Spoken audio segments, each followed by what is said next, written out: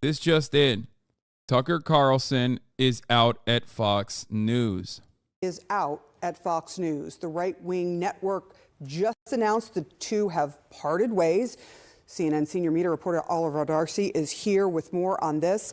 What are you learning? He was out on Friday. Will we see him say goodbye? We're not going to see him say goodbye. This is really stunning news coming from Fox. They say his last show was April 21st. They put out a very short statement.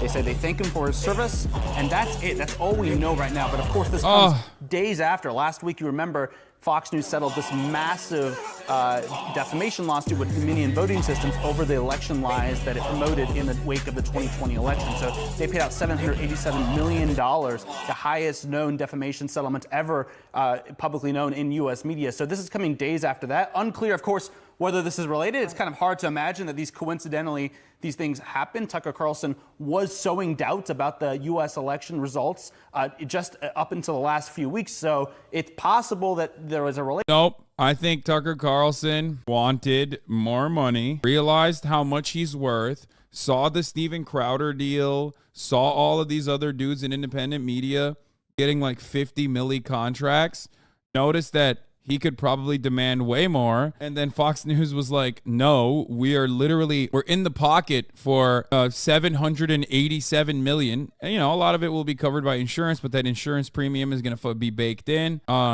So he most likely was like, I want a lot of money. And then they were like, no, you can't have a lot of money. So he was like, okay, I'm out then. Relationship there, but really big news. And I should also point out that they've stuck with him really through quite a lot. Like, he has promoted conspiracy theories about the vaccines. He has said things that are just blatantly anti-immigrant. He has, like I said, promoted doubt about the 2020 election. They have stuck with him throughout all of this. So, you know, really shocking news that now he's no longer with the network. Yeah, the big question, as you say, is why now? Fox has let their number one people go before. I mean, Bill O'Reilly, they pushed out when he was number one. Yeah, Bill O'Reilly was pushed out when he was number one for like a biblical amount of sexual harassment. Like, Bill O'Reilly is responsible for killing someone. You know what I mean? Like, for stochastic terror against an actual doctor that used to perform abortions. He used to call him Tiller, the baby killer. And then someone literally went to George Tiller's house and killed him with a gun, with an assault rifle. And that didn't stop Bill O'Reilly's fame. If anything, it probably, Fox News doubled down, basically. Oh, was it at church? I thought it was at his house. That makes it, I mean, yeah, okay. Shot after church service while getting lemonade. Yeah. Thoughts on this theory? I'm just going to throw this out there. Carlson and Stewart? That's disgusting. No, I hope not. What an insane liberal ass take. No, absolutely not, dude.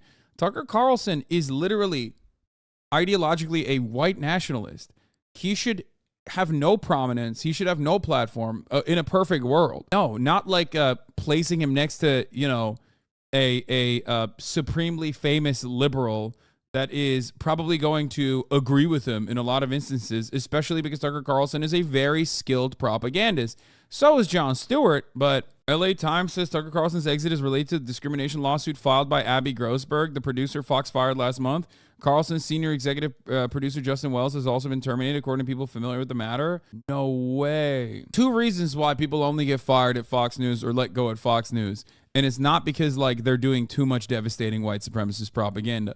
Let me explain to you. Fox News fires you for two reasons. One, you are creating legal complications that they cannot handle in-house with arbitration as they normally would, right? That was the famous Bill O'Reilly example. Or you want too much money. And the you want too much money oftentimes, like, is settled because they will just put entire stacks of moolah in front of you and light it on fire because they have a tremendous amount of money regardless.